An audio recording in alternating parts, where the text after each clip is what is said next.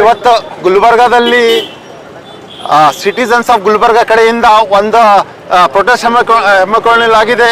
ಇದರ ಸಂಬಲ್ UPದಲ್ಲಿ ಜಾಮೆ ಮಸ್ಜಿದ್ ಹಿಂಸೆ ಏನಾಗಿದೆ ಅಲ್ಲ, ಅದರದ ವಿರೋಧ ಇದು ಪ್ರೊಟೆಸ್ಟ್ ಆಗಿದೆ. ಅಲ್ಲಿ ಪೊಲೀಸ್ 5 ಅಮಾಯಕರ ಯುವಕರ ಮೇಲೆ ಗೋಲಿ ಹೊಡೆದಿದ್ದಾರೆ. ಅದಕ್ಕೆ ನಾವು ಅದಕ್ಕೆ ಖಂಡಿಸ್ತೇವೆ. ಮತ್ತು UP ಗೌರ್ಮೆಂಟ್ಗೆ ಏನು ಹೇಳ್ತೀವಿ ಅಂದರೆ, ಯಾವುದಾಗಲಿ ವರ್ಷಿಪ್ ಆಕ್ಟ್ 1991 ಏನಿದೆ ಅದರ ಪ್ರಕಾರ ನೀವು ನಡೀರಿ. ಯಾವ ಜಾಮೆ ಮಸ್ಜಿದ್ ಸಂಬಲ್ ಆಗಲಿ, ಯಾವ ಬೇರೆ ಮಸೀದಿ ಆಗಲಿ, ನೀವು ಮೊದಲು 1991 ಆಕ್ಟ್ ಏನಿದೆಯಲ್ಲ, ವರ್ಷಿಪ್ ಆಕ್ಟ್, ಅದರ ಮೊದಲು ಓದ್ಕೊಂಡು ಬರ್ರಿ.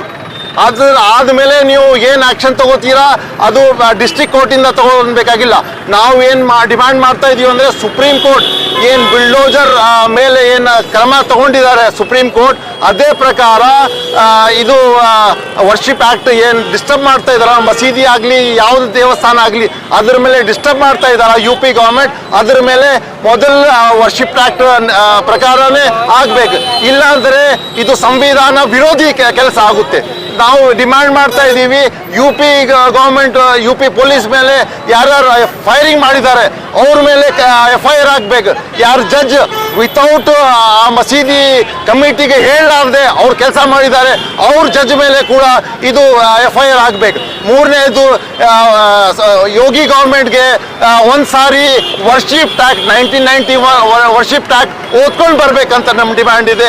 ಅದಕ್ಕೋಸ್ಕರ ಇವತ್ತಿಂದ ಗುಲ್ಬರ್ಗಾ ವತಿಯಿಂದ ಏನು ಡಿಮ್ಯಾಂಡ್ ಮಾಡ್ತಾ ಇದ್ದೀವಿ, ಸುಪ್ರೀಂ ಕೋರ್ಟ್ ಇದರಲ್ಲಿ ಮಧ್ಯ ಬಂದು ಇದಕ್ಕೆ ಕ್ರಮ ತಗೊಂಡು UP ಪೊಲೀಸ್ಗೆ ತುರಂತ FIR ಮಾಡಬೇಕು. ಯಾರ್ಯಾರು ಇದರಲ್ಲಿ ಭಾಗಿದ್ದಾರೆ UP ಪೊಲೀಸ್ ಅವ್ರ ಮೇಲೆ FIR ಆಗಬೇಕಂತ ನಮ್ಮ ಡಿಮ್ಯಾಂಡ್ ಆಗಿದೆ.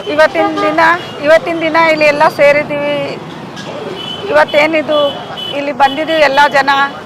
ಏನು UPನಲ್ಲಿ ಅನ್ಯಾಯ ಆಗ್ತಾ ಇದೆ, ಈ ಥರ ಅಲ್ಲಿ UPನಲ್ಲಿ ಅನ್ಯಾಯ ಆಗ್ತಿದೆ, ಇದು ಸಂವಿಧಾನ ಖಿಲಾಫ್ ಆಗ್ತಾ ಇದೆ.